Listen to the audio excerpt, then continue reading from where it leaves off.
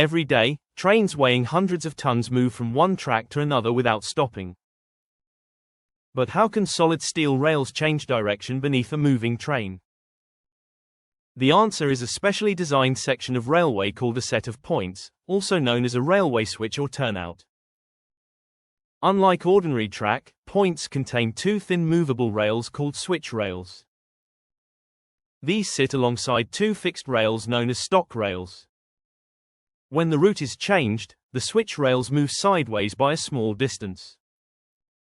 One switch rail closes tightly against its stock rail, while the opposite switch rail moves away and creates an open route. As the train reaches the points, the wheels are guided towards whichever route has been selected. The rails are not bending underneath the train, and the train is not steering like a car. Instead, the shape and position of the rails guide the wheel flanges along either the straight route or the diverging route.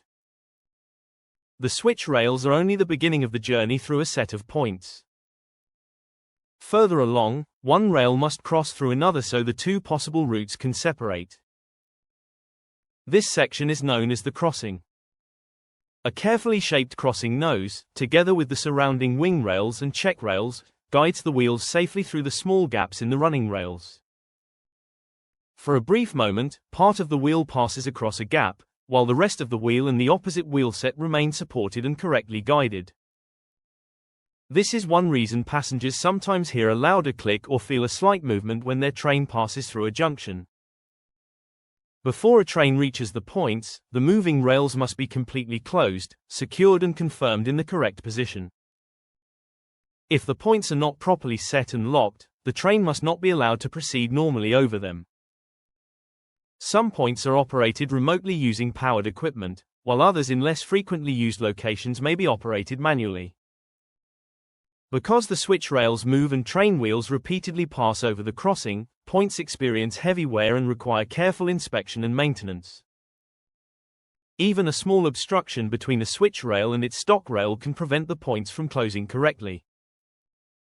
This is why failures involving points can cause delays, even when the rest of the railway track appears completely normal. Points may look like a complicated collection of steel rails, but their purpose is simple. They create a controlled path that guides a train smoothly and safely from one track to another. So the next time your train changes direction at a junction, remember that the train itself is not steering. The railway track has already selected the route beneath its wheels.